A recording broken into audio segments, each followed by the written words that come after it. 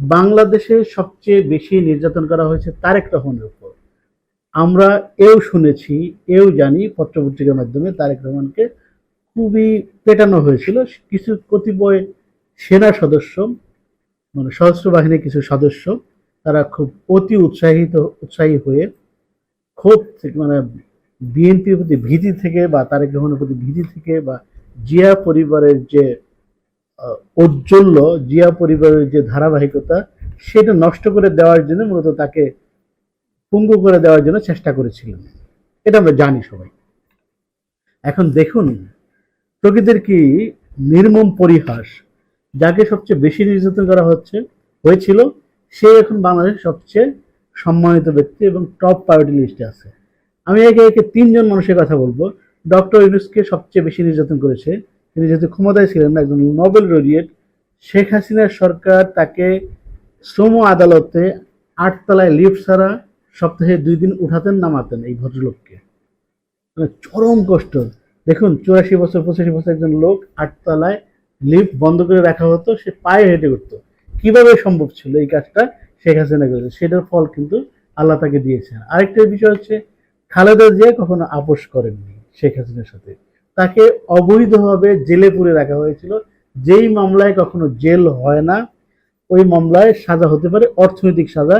তারপরে এখানে কোনো টাকা চুরির ঘটনা ছিল না, এক অ্যাকাউন্ট থেকে টাকাটা অন্য অ্যাকাউন্টে ট্রান্সফার করা হয়েছিল। সেই মিথ্যা একটা সাজানো মামলায় বিচারকরা, আইনজীবীরা, আওয়ামী লীগের লোকজন মিলে তাকে জেলে পুরে রাখেন, তাকে জেলে নিয়ে তার উপর অকথ্য অমানসিক নির্যাতন করেন, যার ফলে তিনি এখন অসুস্থ। তারপরে যখন তাকে ছাড়া পান বা মুক্তি পান, তারপর কিন্তু তিনি সমঝোতা করে বিদেশে চলে যাননি। দেখুন আজকে বাংলাদেশে খালেদা জিয়া হচ্ছে এই জাতির অভিভাবক তুল্য। আল্লাহর একটা কুদরত দেখেন। আর যেই অভদ্র মহিলা, আমি আবারও বলছি, যে অভদ্র স্টুপিড মহিলা শেখ হাসিনা এই কাজটা করেছে, তার অবস্থান দেখেন। সে দিল্লিতে বসে আছে, ওইখানে তাকে ওই যে লিন্দর দর্জি ছিল যে সিকিমের প্রধানমন্ত্রী, তার চেয়েও নিকৃষ্ট অবস্থা। উনি বাইরে যেতে পারছেন না, কারোর সাথে দেখা করতে পারছেন না, কথা বলতে পারছেন না।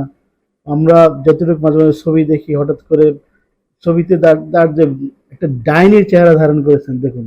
মানে মানুষ বেশি অত্যাচার করলে কি হয়, আর অত্যাচারীদের পক্ষে কিভাবে সবকিছু ফিরে আসে।